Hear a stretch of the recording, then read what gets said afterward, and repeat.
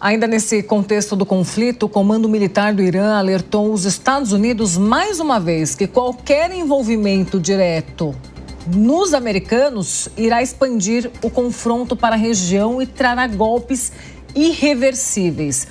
O Fabrício traz mais detalhes para a gente. Fabrício, não tem nem muito que a gente observar e buscar nas entrelinhas, né? Foi bem direto, golpes irreversíveis.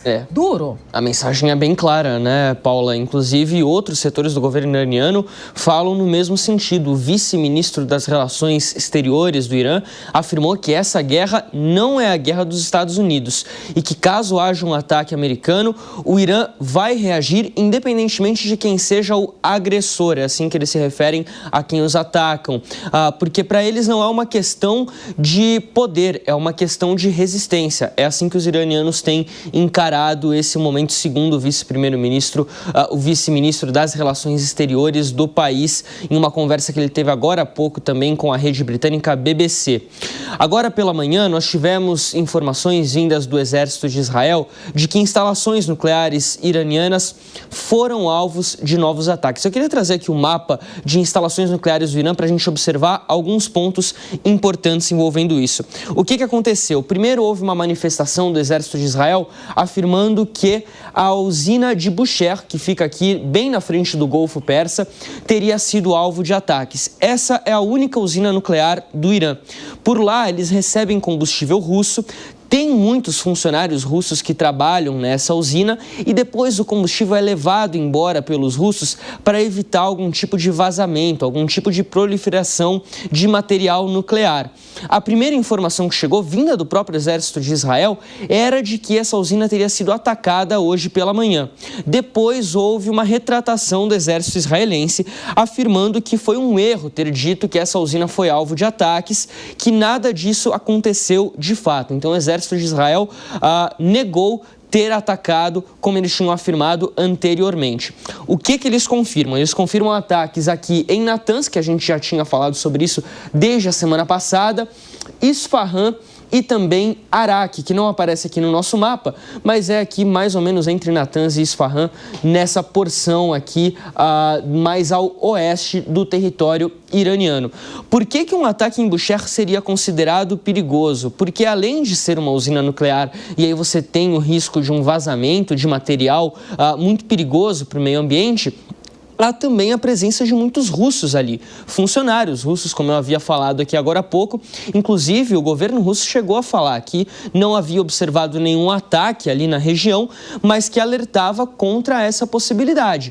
Porque se você começa um ataque em uma região onde sabidamente existem cidadãos russos, funcionários russos, cientistas que estão ali trabalhando e essas pessoas acabam morrendo por um motivo ou por outro, isso poderia arrastar a Rússia para esse conflito e isso também não é do interesse de ninguém, muito menos a Rússia, que já está muito preocupada lá com a situação da Ucrânia, mal consegue resolver a situação da Ucrânia, teria que se envolver num outro conflito que também não é deles diretamente, né? Agora, o Naitsky, diante desse cenário que você apresentou e até essas instalações nucleares iranianas que a gente trouxe, fala-se muito que Fordo seria o principal ponto. Se não for atingido Fordo, por exemplo, o programa nuclear poderá continuar mais à frente. É por aí mesmo ou não? É por aí, pelo menos o que a gente sabe, o que a Agência Internacional de Energia Atômica fala em relação a isso é justamente nesse sentido, que as instalações de Fordo seriam a joia da coroa ali do projeto nuclear iraniano por conter vários equipamentos importantes, centrífugas, os principais pontos de enriquecimento de urânio estariam ali naquela instalação. Então esse é o grande objetivo de Israel nesse momento, lembrando que Fordo é uma das instalações que está ali sob uma montanha e por isso precisa do equipamento mais avançado para sua destruição, que no caso só os americanos possuem.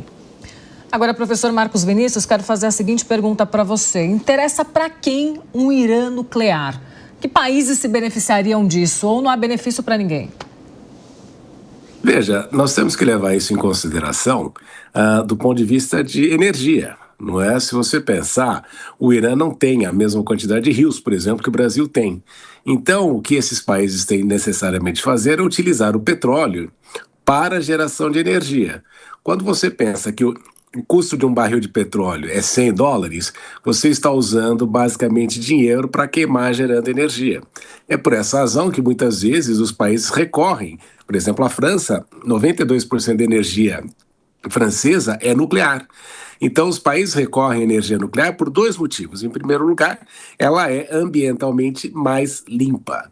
E, em segundo lugar, ela é ambientalmente menos prejudicial na questão de confiabilidade também. Você ligou o reator, você não vai ficar dependendo de São Pedro, se vai chover ou não vai chover, para que a usina funcione. Então, por essa razão que a energia nuclear é importante, os países têm olhado, e obviamente que o resultado do processo geralmente é a possibilidade de você gerar o plutônio, que pode ter aí uma utilização militar. Esta usina que o Fabrício mencionou, que é muito importante, porque ela é a principal, não é a única que fornece ainda energia nuclear para o país, ela é um projeto que começou com os alemães, foi abandonado, depois os russos assumiram, e a grande situação é que ela está próxima, se eu não me engano, do mar, não é, Fabrício?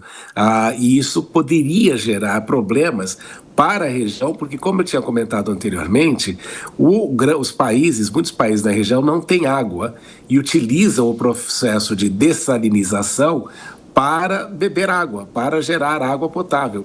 E se você tiver ali uma questão de irradiação, você vai ter um problema também afetando a água, os peixes e toda a cadeia na região. Então, por essa razão que ela é prejudicial e é preocupante. Mas no caso ali do Irã, o objetivo da energia nuclear é justamente não ficar queimando petróleo, queimando dinheiro para a questão energética.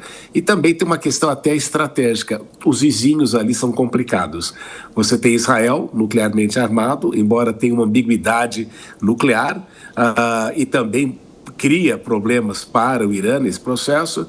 Eles têm o Paquistão também, com quem tem problemas. Então, o relacionamento, mas é problemático. Então, você tem ali vizinhos nuclearmente armados, e todo país que está próximo de países nuclearmente armados sabe que uma hora ou outra pode acontecer exatamente isso que nós estamos observando.